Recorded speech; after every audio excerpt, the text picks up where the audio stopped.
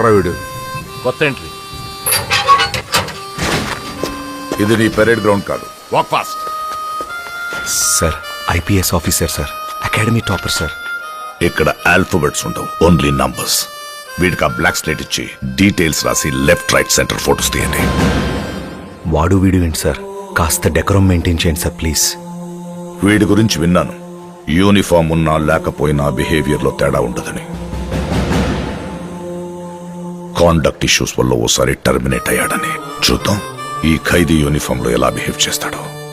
ఖైదీ uniform ఏంటి sir, ఇది remand period